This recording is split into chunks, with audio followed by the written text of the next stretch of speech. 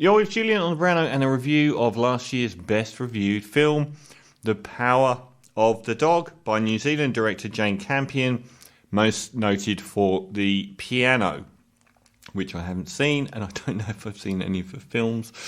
Now, this is on Metacritic, which aggregates not only movie scores from critics, but it also does end-of-year lists.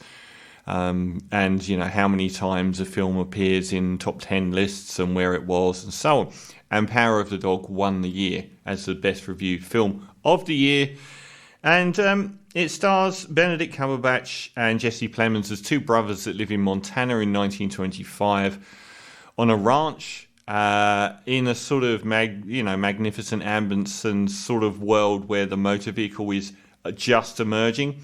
But it's still very much the Wild West, and Benedict Cumberbatch is a massive bully, the most macho guy alive, and belittles Jesse Plemons, a much more circumspect person. And when they go to they take the ranchers out for a meal at a place run by Kirsten Dunst. I will always say Kirsten Dunst for the rest of my life. Kirsten Dunst, whose son is Cody Smith McPhee, who I've had several thoughts about on this show. And the Benedict Cumberbatch person abuses the hell out of everyone in his sights in the most bullying way possible. He is the embodiment of toxic masculinity, and basically the Cody Smith McPhee character is portrayed as either a gay man or very young gay man, but also, how old is Cody Smith McPhee? He's playing like an 18-year-old here. He's 25, 26, he can just about get away with it. And it makes the Kirsten Dunst character cry, and Jesse Plemons returns after hours and apologises for his brother's behaviour and forms a relationship with Kirsten Dunst's character, and her son move in to the ranch. Previously, Jesse Plemons and Benedict Cumberbatch are shown sharing the same bed. Another room has two beds in it, but basically they've been living as bachelors together in this weirdly incestuous environment, and obviously a highly abusive one from Benedict Cumberbatch, who continues his abuse of Kirsten Dunst, calling her a money grabber, and of the son for being effete, and mocking him and causing their lives to be hell. And then about the midway through the movie, there are some revelations, which are actually really good revelations. And the whole thing is about the notion of masculinity and how people hide by massively amping up how masculine they are, and so on and so forth. And this has got overwhelming. It's got Johnny Greenwood from Radiohead doing the soundtrack, and it's got overwhelming critical praise. But honestly, I'm reviewing two films here today. One is Nightmare Alley, which hasn't got the kudos, and one is a film that has got endless kudos. And to me, that almost deserves to be reversed. So The biggest problem I have with this film is the first 20 minutes watching Benedict Cumberbatch. It feels like it's one for the ages. He's so horrible and so intensely, compellingly horrible that I thought that this would be an incredible film. But after that, it kind of neuters him and everything about the story. It ends up being just inconsequential, really. I thought that it just wound everything back. At the moment you were waiting for things to be much more horrible and for things to get really, really intense, it kind of petered out to nothingness. It is an inconsequential film, really. It's beautifully made. And there are still some horror stories. I thought the most compellingly horrible moment after the start was not Benedict Cumberbatch towards Kirsten Dunst. It was the dinner party they have where Jesse Plemons forces her to play piano. I thought that was nightmarishly horrible. But really the intensity of those earlier scenes are lost in the rest of the film.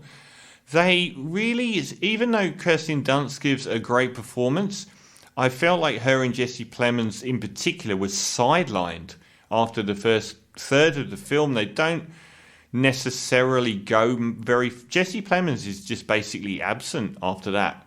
His character doesn't develop anymore. He's missing for large parts of the film where you feel like he should definitely be there. And the Kirsten Dunst character's descent into alcoholism is very well acted. I rate her as an actress. One of the biggest grievances in modern Oscar history is her not getting a nomination for Melancholia, one of the best performances this century.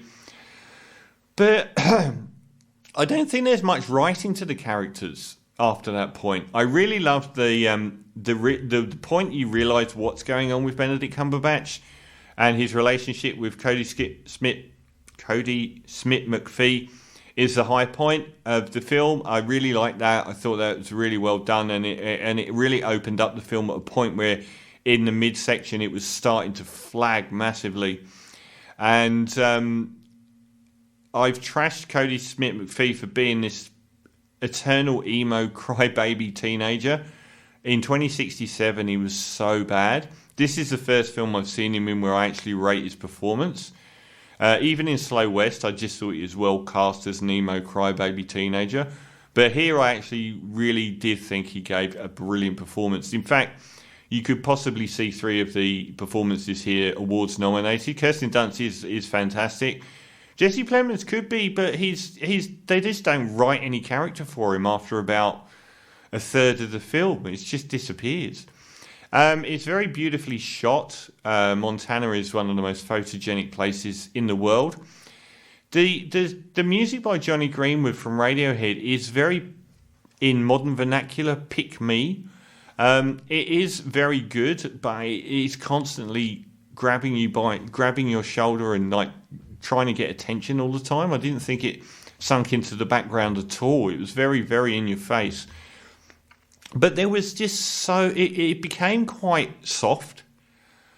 I was expecting a lot rawer a film, one with much heavier emotion, and I felt Benedict Cumberbatch could have, been I reviewed The Courier earlier last year and said about how brilliant an actor he is, and on the opening half an hour he is an Oscar-worthy winner, and he still might get there, but they neuter his character so much that I think that will stop him winning, because the level of malevolence he possesses at the start is just gone. I don't know. It's a film that goes nowhere. It really does. It's a bit Emperor's New Clothes to me, The Power of the Dog, I'm afraid. It just doesn't have enough oomph to it. It really does sort of peter out into a little bit of a melodrama, and I found the end silly. I found the introduction of Anthrax at the end to be big enough to be distortive and to be actually quite aggravatingly silly a way to end the film on. And like I said, it peters out. All of the characters peter out to nothing without actually meaning anything. So a bit of a letdown for me. Power of the Dog, I'm going to give a solid 7 out of 10. A lot of really nice filmmaking craft, a lot of strong moments, but a sum that doesn't add up to a whole, really, for me. So 7 out of 10 for The Power of the Dog. Last week I featured Scorley D as the originator of...